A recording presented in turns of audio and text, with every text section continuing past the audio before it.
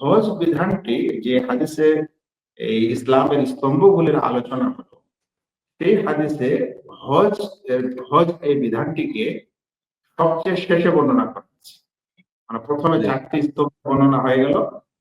1 নম্বর কালেমায়ে তাওহীদের সাক্ষ্য দেওয়া, 2য় নম্বর নামাজ আদায় করা, 3য় নম্বর যাকাত প্রদান করা, 4র্থ নম্বর রমজান মাসের সিয়াম পালন করা, অতঃপর হজ করা 5ম নম্বর স্তম্ভ।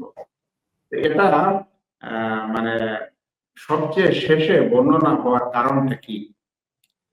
ওলামা বিষয়ে তথ্য দিয়েছেন।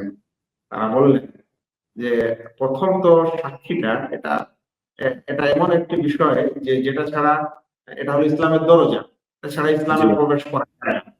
তাহলে সেটাতে 1 নম্বর থাকতেই হবে, মানে কালেমায়ে তাওহীদের সাক্ষ্য প্রদান করা, এটা 1 নম্বরে থাকতেই হচ্ছে, কারণ এটাই হচ্ছে ইসলামের দরজা।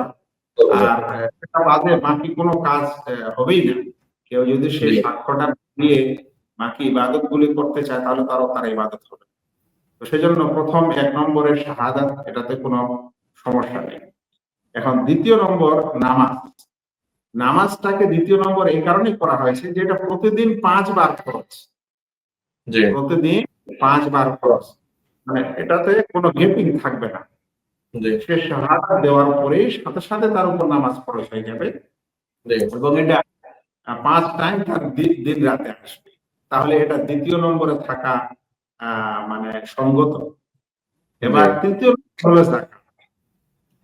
যাকাত বছরে একবার জরুরি, কিন্তু ফসলের যাকাত যেমন যেমন ফসল হয় তেমন তেমন দিতে হয়। তাহলে সেখানে 1 বছরের প্রয়োজন হয় না। দেখা গেল ধান উঠলে ধানের যাকাত লাগবে, ভুট্টা উঠলে ভুট্টার লাগবে, তারপরে গম হলে গমের লাগবে। তাহলে বছরে যদি কেউ এটা 3 ফসল করে, তাহলে 3 বারই ফসলের যাকাত আসে।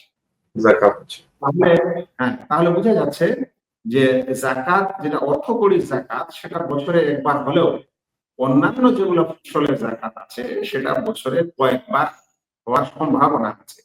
তাহলে এটা 3 নম্বরে হওয়া সম্ভব। এরপরে রমজান মাসের সিয়াম পালন করা, জি এটা বছরে 1 মাসই আছে, সিয়ামের মাস রমজান মাস আসবে, অতঃপর আমাদের সিয়াম পালন করতে হবে। তাহলে এটা 4র্থ নম্বরে হওয়া এটা সঙ্গত।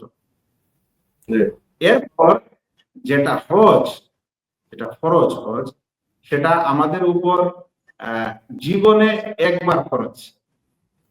জীবনে, সারা জীবনে বালেগ হওয়ার পর থেকে নিয়ে সামর্থ্যবান থাকা পর্যন্ত 1 বার ফরজ। তাহলে যদি জীবনে এটা 1 বার ফরজ হয়, তাহলে রাসূল সাল্লাল্লাহু আলাইহি ওয়াসাল্লাম যেভাবে সিরিয়ালি এই ইসলামের স্তম্ভগুলি বর্ণনা করেছেন, সেই সিরিয়ালি হজকে শেষে বর্ণনা করা, এটা হিকমত সম্মত এবং সঙ্গত, এখন অসঙ্গত। আল্লাহু আকবার।